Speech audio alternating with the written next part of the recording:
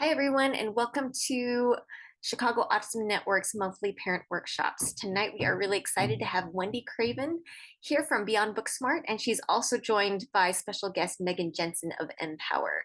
And I will turn the time over to them. Thank you, everyone, and thank you, Kimmy. Just get my presentation up here.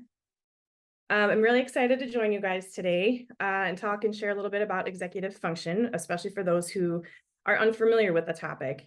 I have been with Beyond BookSmart almost a year, but I've been working with people with disabilities for 20 plus years. Prior to being with Beyond BookSmart, I was also a behavior technician with an ABA therapy company and doing some outreach for them as well. My role with Beyond BookSmart and WorkSmart coaching is to do outreach to providers and educate parents and families and the community as well.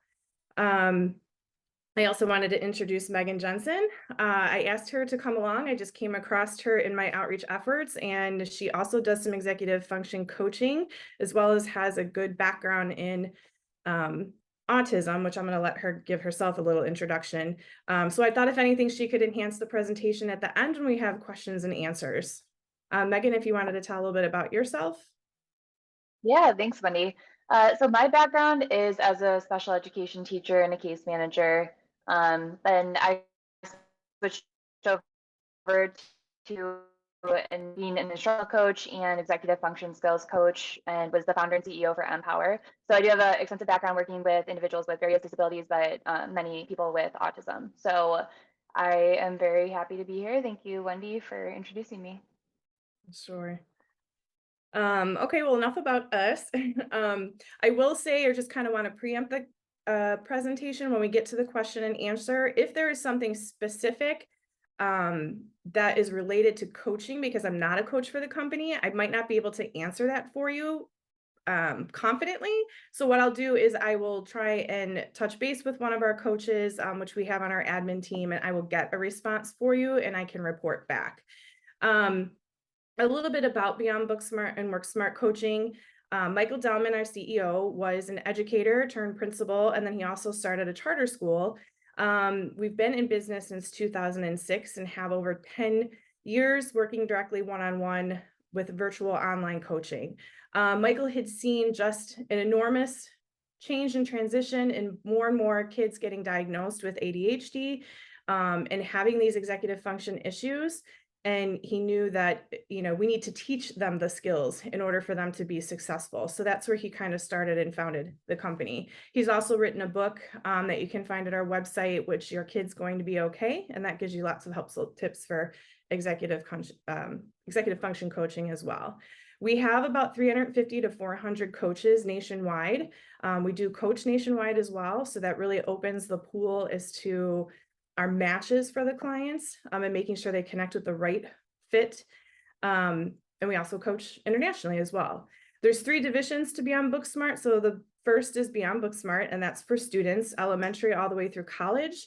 And then we do have another division called WorkSmart or WorkSmart coaching, which is for adults. So beyond the college years, or that might struggle running a household or even in the workplace. And our third division is called Brain Tracks, and that's where we can go in and connect with the schools and help the faculty with executive function training and skills that they can incorporate in the classroom. And our hopes with that is so that they can meet the people who cannot afford coaching, because coaching is out of pocket, but that's just a school resource. Something I'll touch upon later is our model that we use. We use the trans-theoretical stages of change, and it's very relationship-based in a psychological approach. But there's a 4-step model that we use within Beyond BookSmart that I think is really helpful for parents to know as too. So I'm going to touch upon that later in the presentation and give you some tips there. For our agenda, I would like to start with an icebreaker. If I could get 3 participants, it's nothing hard or challenging. If you've ever played the game telephone, where you start with a line or sentence and the next person adds onto it, that's what the game is like. It just really helps us illustrate the executive function breakdowns.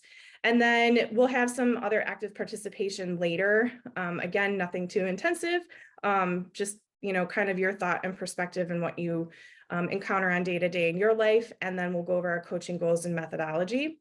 And then the piece that you're probably most interested in is the tools and strategies and takeaway.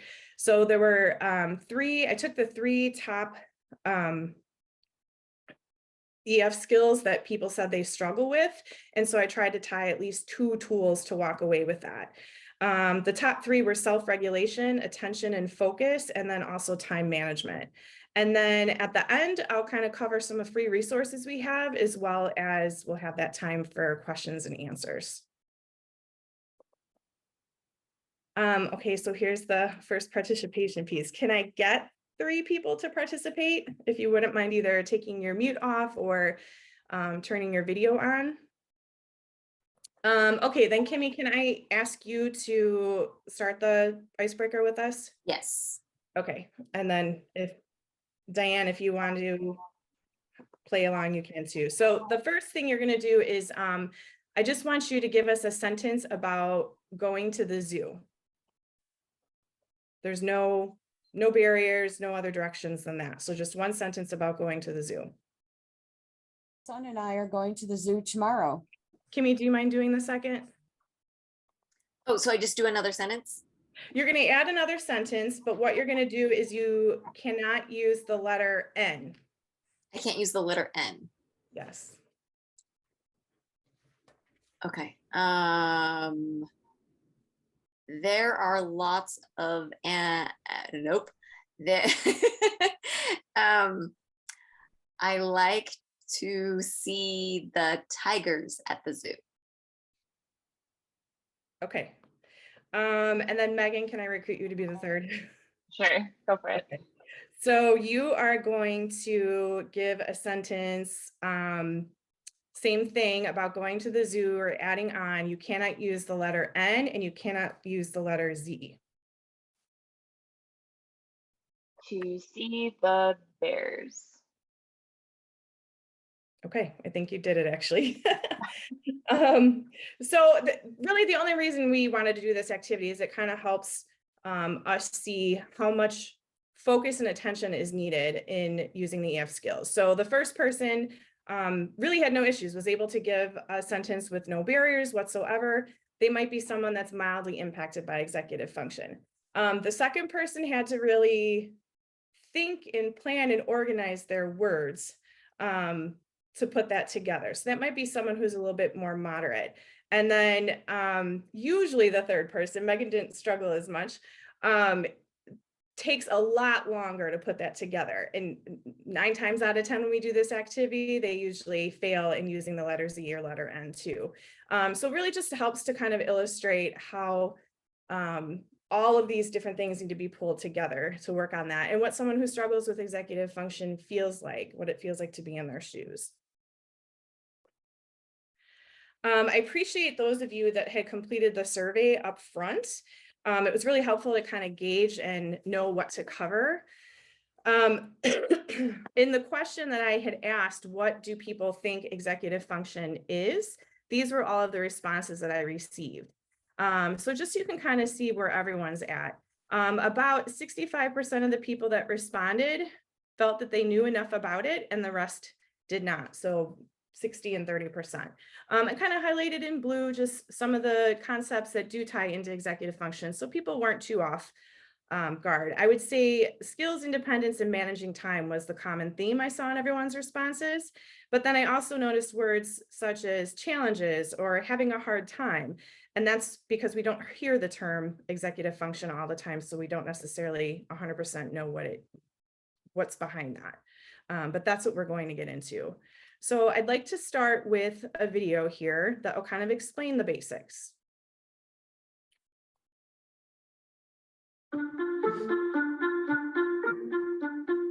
What if there were a set of skills a student could learn that would help them become more successful, confident, and capable? And what if that potential was something they already had, waiting to be unlocked? Whether it's achieving an ambitious goal or just getting through a tedious task, executive function skills are critical to getting work done. So what are these skills? Executive function skills are a set of cognitive abilities that help us manage emotions, focus attention, organize and plan, and think flexibly in order to achieve our goals. While these abilities are required in just about any environment, they're really put to the test in the classroom.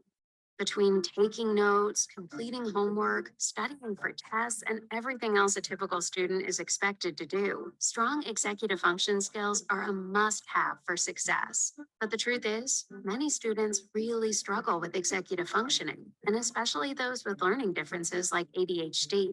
At school, students rarely learn how to plan their time, stay organized, and study effectively in a way that fits their learning profile. Combine this with a brain that's still developing and a modern environment full of digital distractions. And it's no wonder why so many students feel overwhelmed and ineffective.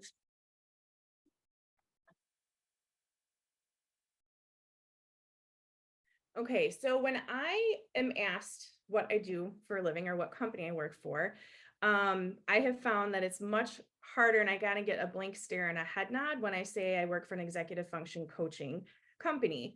Um, but the simplest way I can tell people what that is it's your get stuff done skills.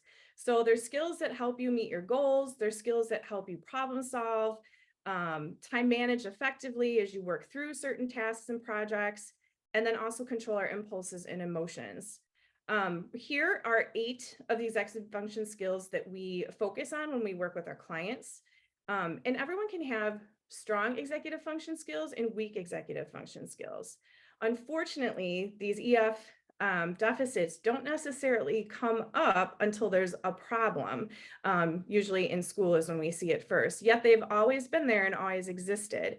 So think about what your strengths and weaknesses are. And I'm going to come back to that in the next slide or two. For example, I would say that my strongest executive function skills have always been planning, organizing, time management. But I'm going to explain later how that's also been a weakness of mine. My weakness is attention. And I will also explain what I've done and put into place to kind of counter that as well. So all of these areas work together to help us manage on a daily basis, kind of like the CEO or conductor of our brain. The skills are housed in the part of our brain called the prefrontal cortex. So that's going to be part of the brain behind your forehead. And I just wanted to give a little bit of a diagram and explain what's going on when these skills break down. So self-regulation is kind of the first EF skill that we have to address. And that's because when someone is anxious, they're afraid, they're experiencing sadness, they're overwhelmed, they're stressed. What happens is the amygdala part of the brain, so that little center red piece, takes over, and it's the fight, flight, or freeze response. When that takes over, you cannot access the prefrontal cortex and where these skills are stored. So we have to calm the amygdala down first, and that's where self-regulation comes into play before we can access any of the other 7 executive function skills. So I think kind of understanding that, and also when your child has a meltdown, whether they have a diagnosis or not, this is kind of what's going on in their brain. So what are your EF strengths and what are your EF areas for growth? Are there any tools that you guys use at home that help you accountable for your work or running a household? And would anybody be willing to share?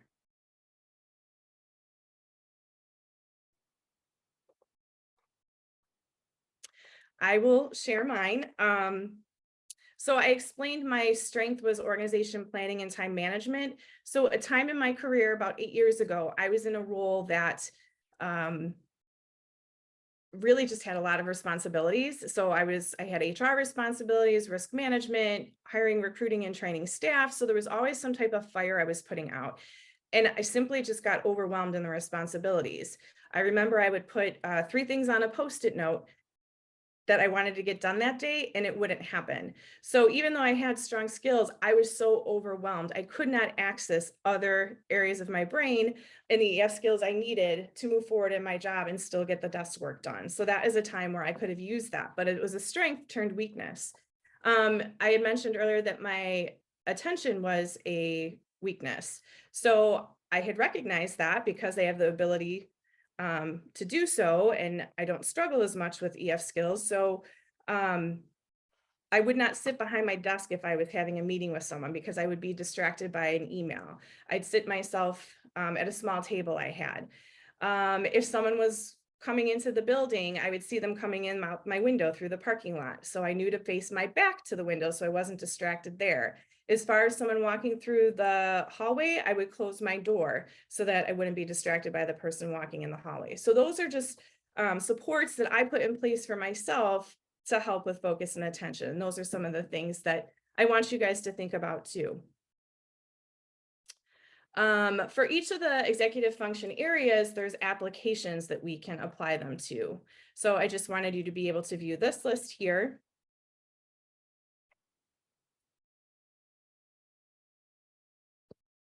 And then consider, what are your child's strengths and what are your child's areas for growth? What do you try to help them to stay on track and be accountable for their work? Now, here are some of the common phrases or sayings you might hear at home, and what skills they may need based on that saying. And maybe they don't say it, but they show it through frustration, physically lashing out, possibly having a tantrum or meltdown about it.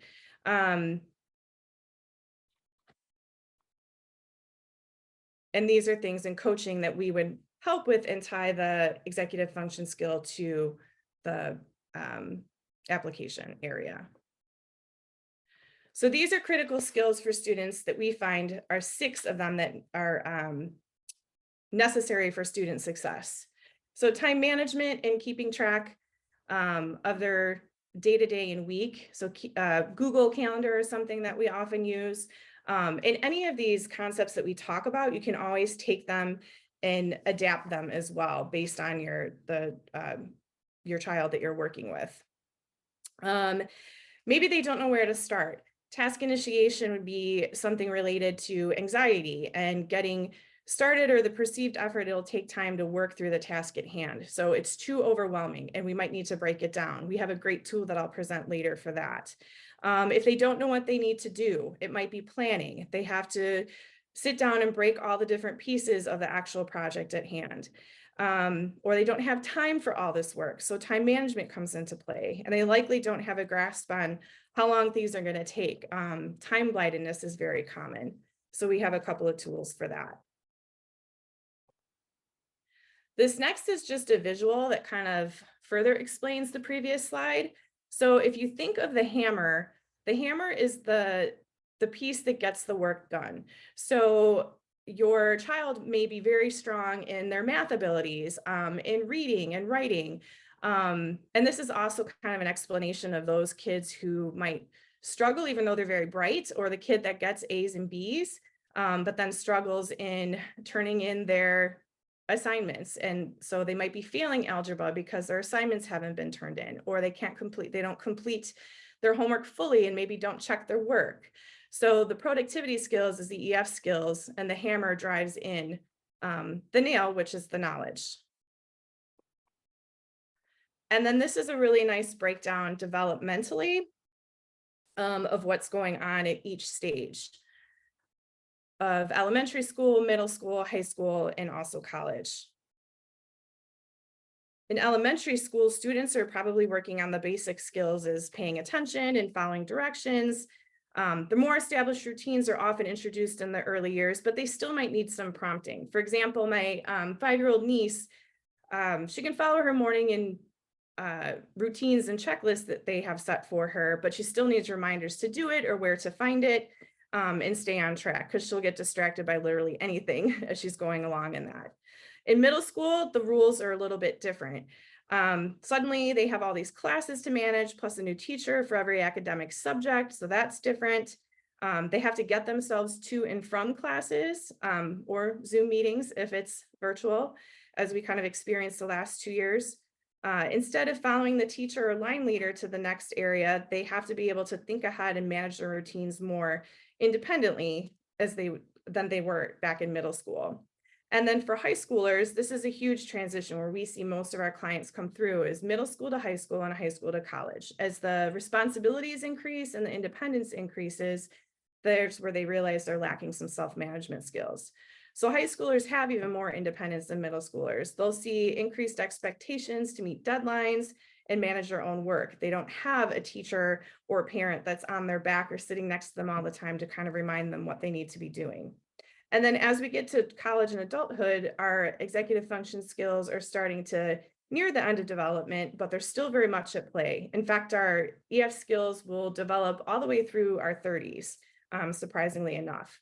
College is a time where prioritizing and time management are essential for students that are juggling jobs and a social life and extracurricular activities or sports.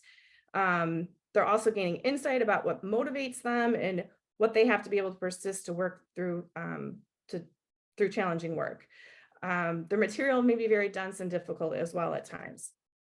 So let's say if a college student doesn't want to attend class, technically they don't have to, but the professor won't initiate the follow-up. They have to be able to initiate that. So maybe they need to get an extension on their work, because even though they didn't attend class, they still are responsible for getting the work done. Sometimes assignments are still due, even though they missed that time. Their consequences for missing class might be missing the valuable information, or they might have to drop the class if they miss too many, because at some point you can't continue to miss your classes. And then finally, in adulthood, our EF skills are done developing, but planning, organization, and prioritization, along with self-regulation, are the important skills at the time, where we have to advocate for our needs in the workplace, in our relationships, and apply tried and true strategies that help ourselves to stay on task. Other factors that kind of can impede or impact executive function skills are some of the things listed here. So life stressors and transitions. If you think of, transitions can lead to natural feelings of worry, stress, and anxiety. Just think of the last 2 years of going through COVID. Not a single one of us could have planned for what was going to come about in that. In fact, I don't think many of us knew how to navigate, but that was a life stressor and transition for pretty much everyone in the world at that time. Anxiety and OCD, so a normal human emotion with anxiety that we all experience, but it's become such a big problem for kids and teens in the modern world. ADHD is often the inability to regulate attention, but it's more than that. They have difficulty regulating their emotions and impulses. There's disorganization, procrastination is a big one, difficulty with problem solving.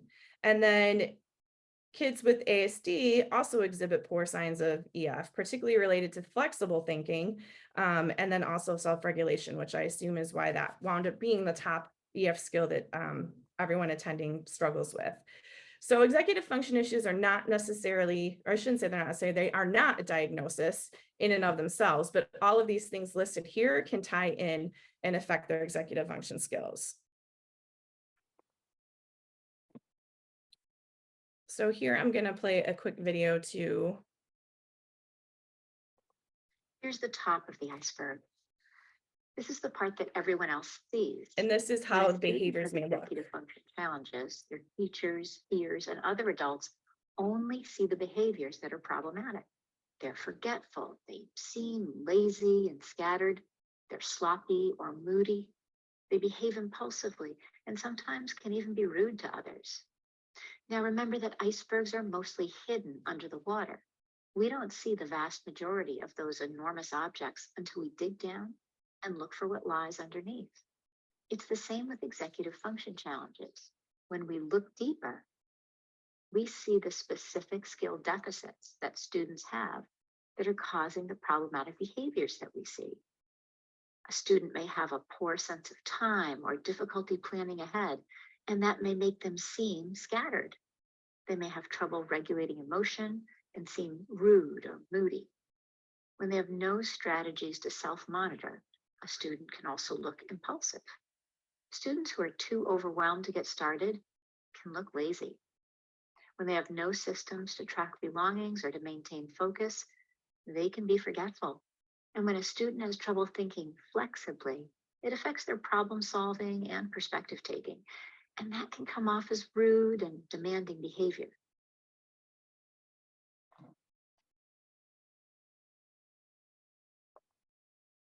So before we get into some of the tools and takeaways, we have to have a slight conversation about mindset and the importance of a student's mindset that comes to trying a new approach. So for us, it's likely exhausting when we have to play the director and constantly telling them what to do. And for our kids, it's probably frustrating that someone's nagging them and constantly on their back.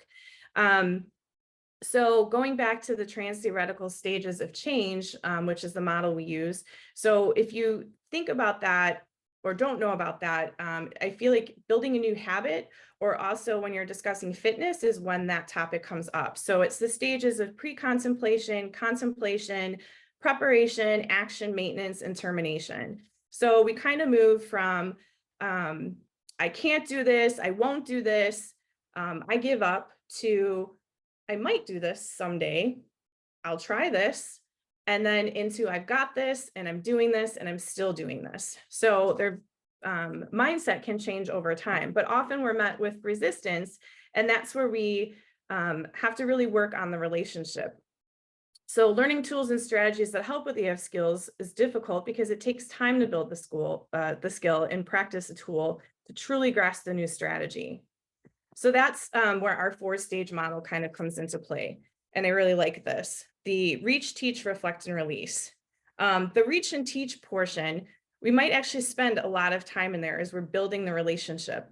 So building that relationship, connecting with the individual, making sure they trust us and we're a trusted ally. So whether this is a parent or someone that works with them, if you've done any ABA, I would probably consider this similar to pairing with the individual. So having fun with them, making that connection, and then they're more willing when the relationship is built and the trust is established for you to start exploring and experimenting and different options for them to use. So in coaching, we don't dictate and tell them what they're going to do. And that kind of ties into a piece later about using our language. So we really want them to be part of the process and be open to trying some things that are presented. What's going to work for them and their brain, because what works for you might not work, for me or work for Megan or Kimmy. So we got to find what they have some buy-in to. So those first two pieces can take a little time to process through. And then when we get into reflecting, as we're, using the tools and putting them into practice, into action, having some time to be a little bit self-aware. So recognizing the feelings that they have and when they might need to use some self-regulation strategies because they're anxious about starting a task or a project, and how to work through that. Also making it relatable. So let's say we present a tool that has them figure out how long it's going to take to do an assignment, and they don't really like that tool. I might take it and present it in a way, let's say they're a swimmer. How long does it take you to swim 100 yards? And I bet they can rattle it off right like that. Well, we kind of make the comparison for them and relatable. And then what are future situations that they might be able to apply it to? So really working with them to have them reflect, have them insert some accountability for the skills and tools that they're using in their work. And then release is when we would be working on maintaining the skills that they've now trialed and practiced and started over time. So it's just a nice little model to kind of think about and follow.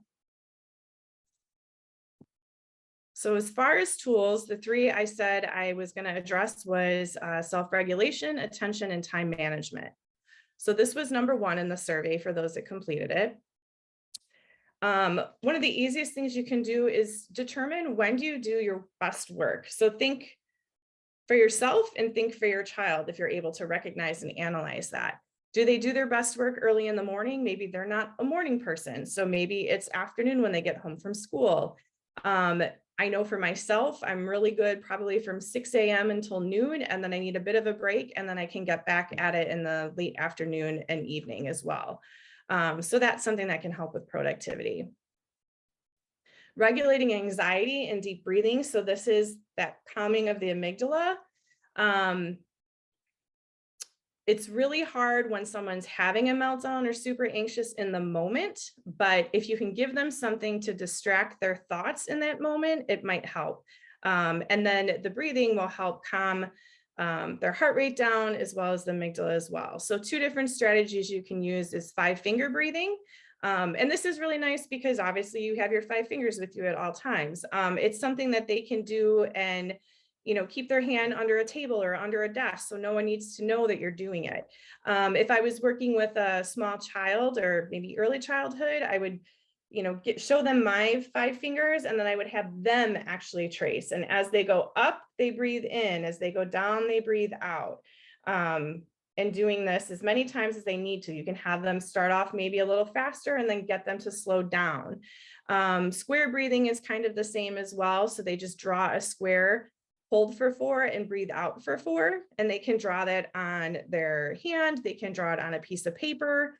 Other things that they can use, I know there's an app, the Calm app, or even I have an Apple Watch.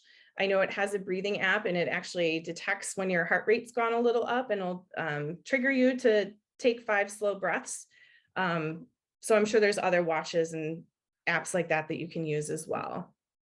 But these are just really simple tools to take away, and any of us can use them. So attention and focus was the second EF's challenge that was reported. So this is one that I love, this tool, the 5-minute tool, and it kind of tackles a couple of different EF skills. So for those that want to, it's so much easier for them to get started on a preferred task. It's because there's no to low anxiety with that task. It also serves as a distraction for them. So the 5-minute tool is, let's say it's an overwhelming task for them to do. We just ask them to try it for 5 minutes and see how far they get into it. And then usually by the 5-minute mark, they're motivated to continue going, or you can suggest, hey, can you try 5 more minutes? I use this tool for myself even. Laundry is one of the items that I don't care to do. That laundry basket will sit in my laundry room as it is right now, full for 2 weeks even sometimes. But to wash it, dry it, no problem. It's the folding and putting away. So when I tackle it, I'm like, okay, I'm just going to do 5 minutes. And I also combine this tool with chunking, which I'll talk about in a minute, just to get started. And once I get started, I usually wind up finishing and putting away the entire basket. For younger kids, or maybe kids that got bored with the task at hand, you can turn this into a challenge, and you can, you know, say, hey, I bet you can't get, you know, 3 math problems done in 5 minutes. And all of a sudden you've challenged them, and there's a little bit of excitement around the task. So that often works. You can also adapt it. It doesn't have to be a 5-minute. It could be a 1 minute. It could be a 3-minute. It could be 30 seconds, anything to get them started and just get a little bit done. These are different apps that you can use. I'm not going to go too in depth with all of them just for the sake of time, and so we can get through everything. But if you'd like, you can email me and I can give you a list of the apps as well. I also can send Kimmy all of these slides and you can look into them further. But these are apps that help distract technology primarily. And I know that came into play with remote learning often, because students would have something in their back screen, they'd have their watch, they'd have their iPad, they'd have their phone. Okay, time management. I was afraid, I'm just getting over a cold too. I was afraid this was going to happen. So this was the third challenge that was reported. So time blindness, I had mentioned earlier, is something our kids just really don't have a good estimate of time of how long something's going to take. So this is something really easy you can do, is color code how long they have for each activity within maybe their routine. And then all of a sudden they start to grasp that concept. Here is the chunking tool that I had talked about earlier. So with my laundry, and I start using the 5-minute tool, but then I chunk it. I do all of my socks first, and then I sort out and put anything that needs to be hung up on hangers. I set that aside. That's usually the last part I do. Then folding pants is super easy. So I just work and focus on one thing and I move on to the next. This is a different way of using chunking. So let's say you're going grocery shopping. So to be efficient within the grocery store, And I don't know if anyone's shopped at a Woodman's before, but it's like a ginormous Aldi. And if you forget something, you have to run to the whole entire end of the store. It's kind of a pain.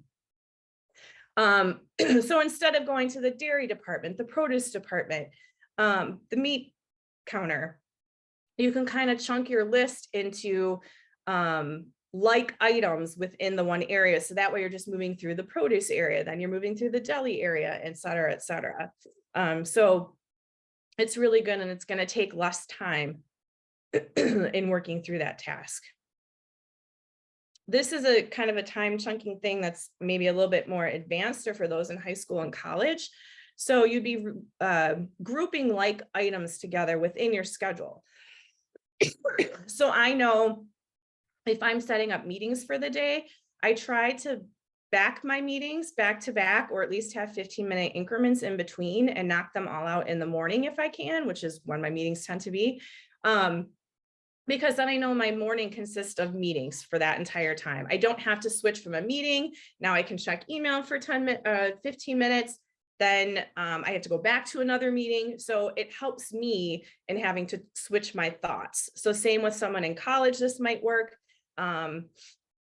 You can, you're working on math topics or certain school topics, and then you have your extracurriculars in the evening. So depending what they're working with, you can kind of break it down, but chunk those like items together within their schedule. This is really good for budgeting their time. So it really helps them see and kind of process for themselves how long something will take. So in the budget, they'll list their task. In the budget column, they list out how long they think it's going to take for them to complete the task. And then when they're done, they write down how long it actually took. And then in the last column, they kind of draft in what might have gotten in the way from completing their task on time according to what their estimate was, maybe why they got it done quicker versus it taking longer. So they can really analyze and get an idea of how long certain tasks are going to take in the future. So it's a good big picture view of everything that they have going on.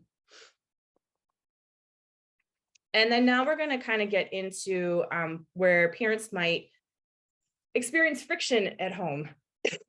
So 100% of you said that you've experienced friction with your child when it comes to discussing homework or tests and things that they have to get done. No surprise at all there. So what can parents do? Routines are one of the easiest things that you can do and help for them. It helps build independence. For those that working with autism, I know ChoiceWorks is an app that is really well for works well for teaching this. You can kind of teach it and work with them. Use an I do, we do, you do approach. So you model it for them first, and then you do it together and work on it together, and then you fade yourself back and allow them the independence to do it themselves. Cultivating motivation is something, how do you motivate them in these situations and to work on their routines? So you have to kind of look at it a little bit more problem solving. So shift your question is what motivates my child to what can I help them or how can I help them find what motivates them? So it's really analyzing and gathering their challenges, things that spark their curiosity. You want to ask what and not why. So what don't they like about something instead of asking them what they do like? Them telling you what they don't like gives you a little bit more insight in how you can possibly counter that. Help them problem solve together to come up with solutions and involve them in the process. Here's just another example of other routines and involving them in the process. So a couple of different routines they may or may not have. You can kind of have them list or help them with that part, and then have them list out what needs to be done and taken care of within each of those routines. A coworker of mine had made a list for her son who struggles with ADHD, and it was just a schedule of what was going to go on for his day. She laminated it. It was super pretty and cute and color coded, and he did not like it. In fact, he threw it in the garbage. They talked about other solutions, about setting a timer on his phone. So when the timer went off, he was able to get to his next activity or task on the list. And he really didn't like that idea, but he thought about it. So it was almost like seed planting, and he just needed to wrap his mind around it a little bit better. And he approached it slightly differently. So he said, well, can I just use the Alexa or the Google and set an alarm that way? Yeah, didn't even think of that. But that's what worked for his brain. So involving him in the process, and they were able to come to a solution. Now, my sister-in-law had approached something with my niece, and just a little bit different. So she kind of asked her, hey, like, I know you have all these things in the morning that we have to get done before we get out the door and on the school bus. Do you think we can maybe make a list? And then as you go through them each day, you can check them off. Would that be helpful for you? And she agreed to it. So what she did in that situation is she kind of asked permission versus the situation of my coworker where she kind of dictated what they were going to do. And she was a little bit more on board. So again, that's kind of entering some of that mindset talk. And so then, you know, she offered choices as well. We can organize it, you know, in a list, we can organize it in little boxes, or if you want to do drawings next to it. She gave her choices, offered color coding, I think. And, you know, just how she wanted to approach it individually. And then they wound up laminating that and keeping that for her. So it's a nice little, like a dry erase marker that she uses to get it done. And she's become much more independent in the morning, and it's made their mornings much easier and less fighting too. This is just another EF skill that parents can kind of tie in, which will incorporate some of that planning. So first I'll work on, and you can pick and choose whichever items you want to put in there. You can prioritize them. So what order, what goes first, second, third, and fourth. And then maybe they have a break in between different routines or what they're doing. But this is just a visual way to kind of help them learn planning and organization. Here's some ideas also of how you can practice, because changing behaviors, often I think parents just want a quick fix and it to kind of change overnight or within a week's time.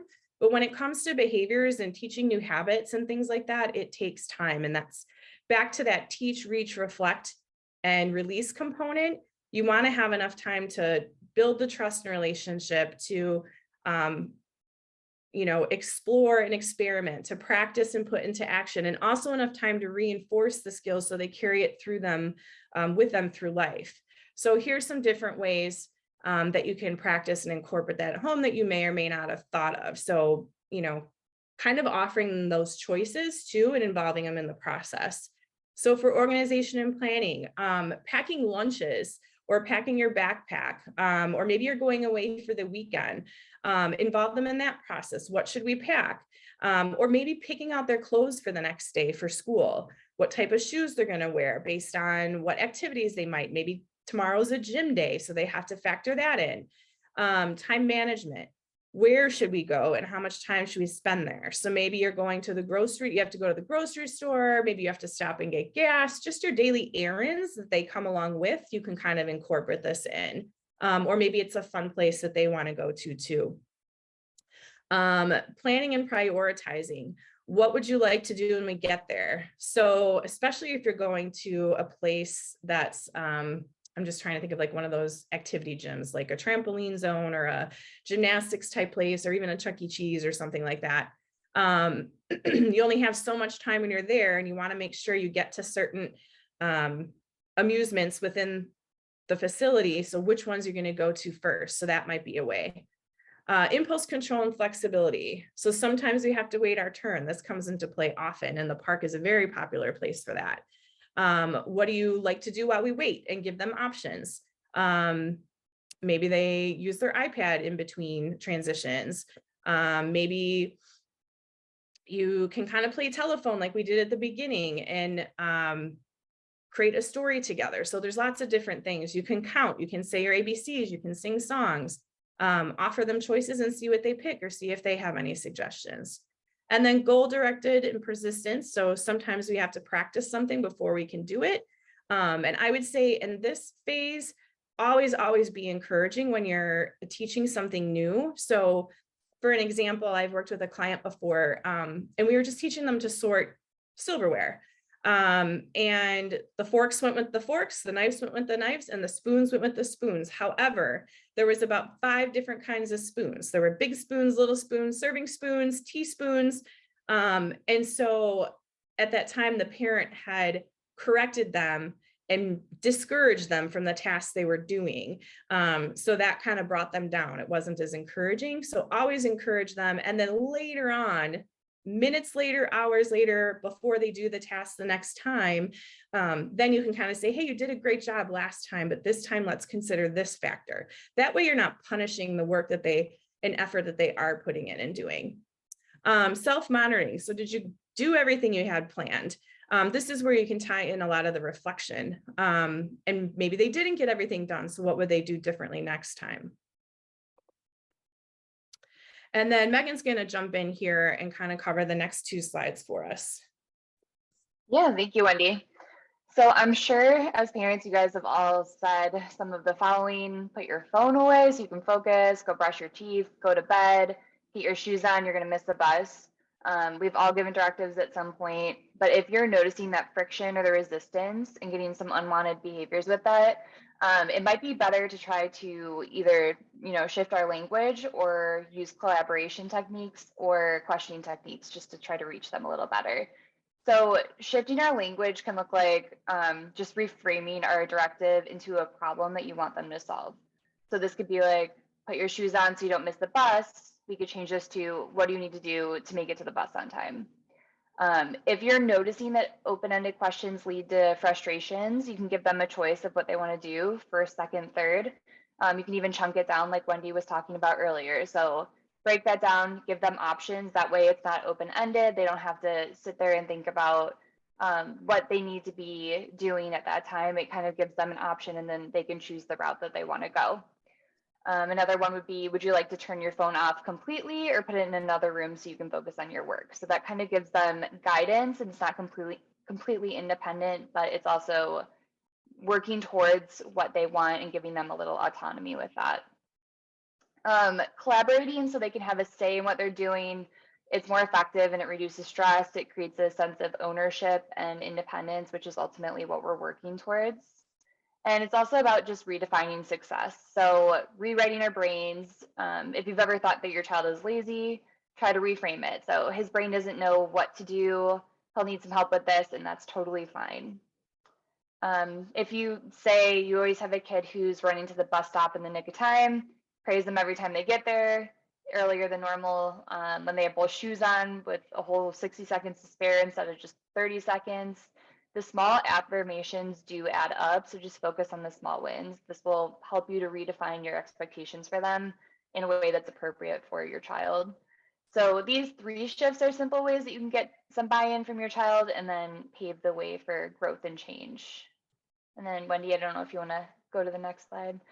One way I like to work with my clients and students in the past by offering choices. And I know I kind of mentioned this earlier, but instead of saying, what assignment would you like to work on first? I think it's really helpful to say, what would you like to work on, your math assignment or your reading assignment first? So giving them directives to work towards independence is very important and awesome to have in your toolkit at home. Also helping to provide materials. So help to research and find materials that might support their areas of need. So if it's kind of up in the air, you could say something like, can you please find a way to organize yourself? That could seem really ominous and scary and can cause that anxiety where the brain kind of shuts down and they can't find their executive function skills to work with that. So a very supportive example of that might be to say, let's set an alarm to write down your assignments each day, or we can find a planner that works for you to write down all of your assignments each day. And that can also be up to them. This is an example of offering choices, but if they know what might work for them, or they're like, no, I don't want that, and they want to go a different direction, that's totally fine. But that does kind of clear the big open area where they're feeling lost and they might be scrambling to find materials that might support them best. And I will hand it back to Wendy. Okay, and we're just nearing the end here. So this is our last slide. So what does your child need if they if they need additional supports, what might that look like? So often we get people asking us, what does it look like to include executive function goals and accommodations in a 504 IEP plan? And it's kind of difficult or tricky to give just a general answer because IEPs are meant to be individualized to the student specific needs. So if you have a testing report that outlines it for your child, I would say talk with their caseworker and their teacher and see how they can incorporate them into the classroom. But if your child's got the IEP or 504, see what accommodations and differentiated learning strategies so that you can plan what works for your child and their individual needs. If your child's struggling and you don't know why, you can seek a neuropsychological evaluation. As we kind of mentioned before, some of the other comorbidities that might impact executive function skills, such as ADHD, anxiety, depression, and a lot of those kind of stimulate and look similar, so they might be able to really narrow it down. And then if your child's still struggling and you don't know why, or you're dealing with a specific diagnosis, just seeking additional help through therapy for mental health. They can kind of help teach with coping skills and some of the emotional challenges they may face, or even incorporate medication. And then also coaching might be helpful. So coaching might be a nice add-on to any of the previous that I discussed. And the coaches can really teach specific tools to help your child be more successful and independent. So it's a nice supplemental piece to what else you might be providing them as positive supports to be successful. So that is all we have. Hopefully we were able to cover some of the basics and at a high level for you for executive function, you have a better understanding. If you had additional questions, feel free to reach out. My contact information is there. Megan's is as well.